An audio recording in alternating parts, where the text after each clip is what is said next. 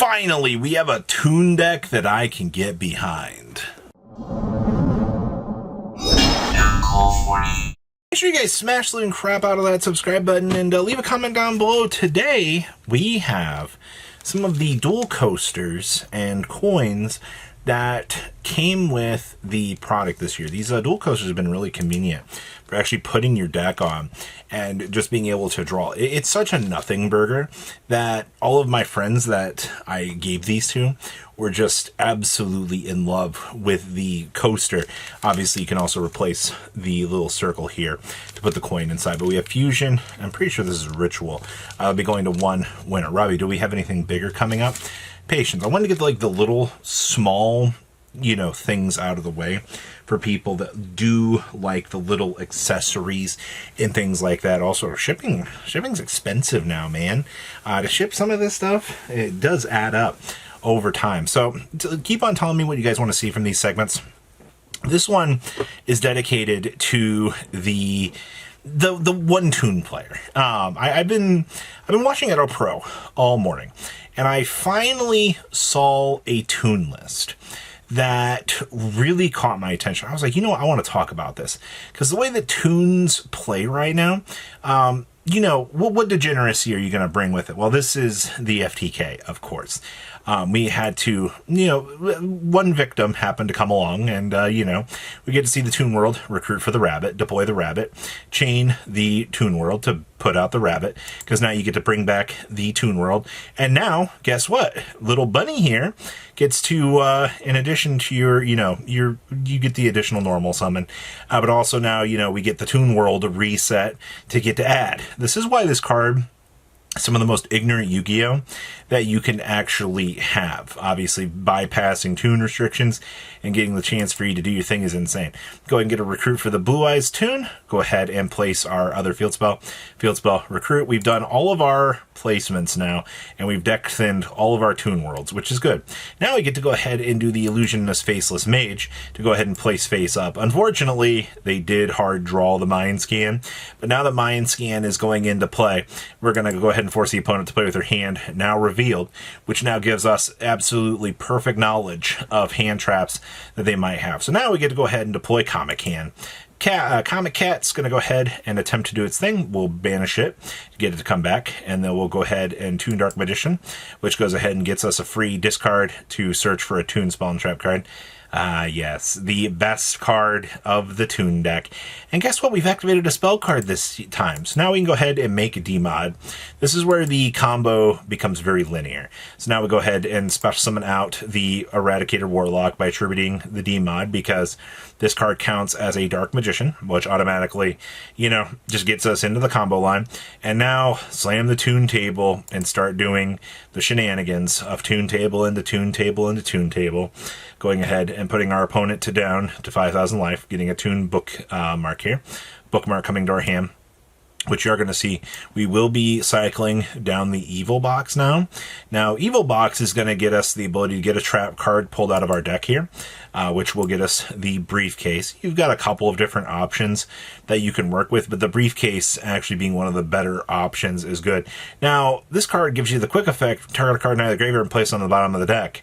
So we still need to get 4,000 life points when Bookmark is a once per turn. So we're going to have to Evil Box, cycle back our Toon table, chain the Toon Perfect World, kick back, get another one back into the deck, and so forth. Now we can go ahead and do our Contact Fusion summon of shuffling back the Toon Blue Eyes and then 2 more Toon monsters to make this. This also has the ability to pull back a nice little Toon spell from the graveyard, but also in combination with this is also another OTK, because you can attack directly with the Toon Blue Eyes ultimate during the battle phase, trigger another ability, banish the Toon Blue Eyes itself, bring it back, and congratulations, you're able to attack directly again.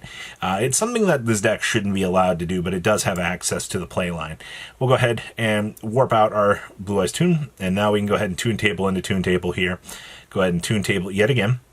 Let's grab our last Toon table, slam down the Toon table. And now since we brought back our Blue Eyes Toon Dragon here, it now can add back a Toon table, and we can safely slam it on the table to get game off of the opponent. Isn't that so cool? Well, there was another game with this, and I don't think this is going to go the way that they want it to, because this duelist actually brings lava golems in the main deck here. And when we talk about this list, you will get to see what makes this list so horrifyingly scary. So now we'll go ahead and let the Monarch True Draco player think they're going to play the game. Hey, look, we'll go ahead and get Squire into the Landmark. Go ahead, and they are actually going to deploy Anglemarl to banish a spell card from the graveyard to add one card with the same card name as the banished spell card from your deck to your hand. Interesting. Interesting choice. But we see the set 3 here. So now we can go ahead. Oh my god, we drew Lava Golem. And I'm Lava Golem, activate Toon Table. Go ahead and recruit, slam down field spell. Go ahead and add up the Funny Bunny. We're going to go ahead and inbox here. Choice set to field. Okay. So we do actually play the Toon Terror in this deck. So you do get to see both trap cards kind of coming into rotation. Fallen and Virtuous popping the monster. And then we'll go battle phase attack for 23. They're going to go ahead and chain up here. I guess they'll go ahead and attempt to send to half to go ahead and try to pop. But we'll just go ahead and shuffle back. All right, we'll see the Toon Table warp out. So now we get another 23 in. We'll go ahead and see the shuffle back. They're going to go ahead and chain their trap card, which is fine. And then end phase goes over to the opponent. Hey, look, a Monarch. We see the pass. Oh, no. This is pretty funny. Toon Table to, or Toon Field Spell to add. Get the Black Luster Soldier. Go ahead and banish that. Toon Table to banish to revive. Here comes the Comet Cat. We'll go ahead and kick itself off for the Dark Magician.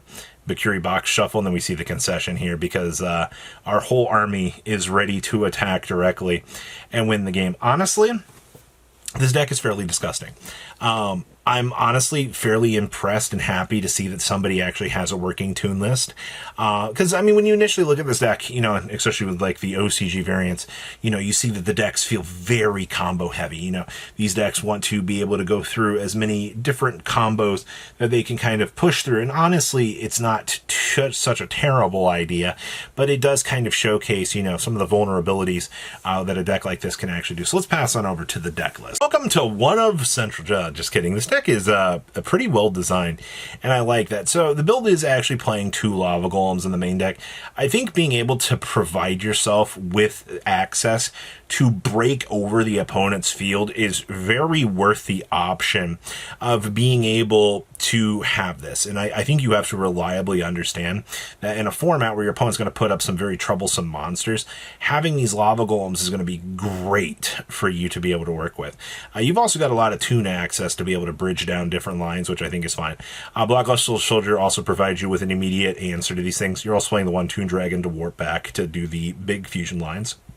The 1 Toon Dark Magician, which is an enabler, also to get into the D mod, which also helps out with the combo lines. The Dark Eradicator Warlock for the FTK, it's a 1-of. There's not really much of a cost to play this in. It's also not like you don't have an extra backup line to go into, you know, if you really need to. We're also playing 1 Evil Box. I'd probably sub out the Toon Dark Magician Girl to put in another copy of Evil Box, because I do feel like Evil Box is a very, very important card in this deck in a lot of your scenarios. Also, I don't know why they're choosing to play this, but cute, I guess. I guess it is an additional spellcaster to warp out if you need to. We also do get to see the triple Funny Bunny, the triple Fua, the 1 Faceless Mage with the 1 Mind Scan. I think that this is also perfectly fine. Your hand trap placement is great. We are also playing the 1 Mimicat. This is just for the funnies. Honestly, being able to peep into the opponent's graveyard and steal something is incredibly useful in some scenarios. We also have, of course, the Broken Searchers of the deck. We have the Gaze of Timaeus, which is your sub-engine to divide into if you need to make a Dragoon. Called by the Grave with only 1 Fallen and Virtuous. I feel like this would be something I'd probably up to 2. Just to make sure that you know we can do the thing. Super Polys to board break. We're doing the 1 Comic Hand to steal something from the opponent. You very easily sub out Comic Hand or Mimicat here. And push these into the side and play 2 more Fallen and Virtuous for the board breaking. You do have options on the deck building side to explore that. Of course, your triple Toon Perfect World. And we are playing 1 of each of the trap cards, the Toon Terror and the Toon Briefcase. I think both of these are fine. they do give you a lot of options. In terms of extra deck, we do have the Anima, the SP, and the Ecclesia, the Dark Dragon. But also there's a lot of Super Poly access in here. You do value Super Poly access very, very importantly. You need to make sure that you can push through those big boards and also be able to do things. Also, Albion for access with the Fallen Virtuous is very important. Dragos to play more board breaking stuff here with the Starving Venom and so forth.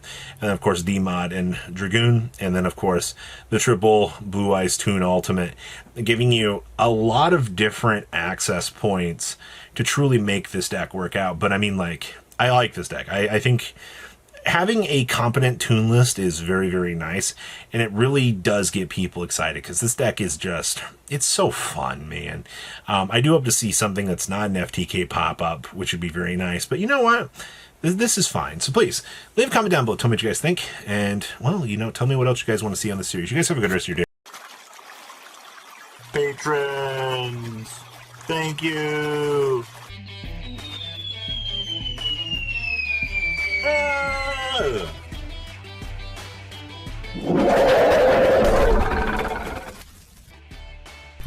Thank you so much for watching. Check out these other videos.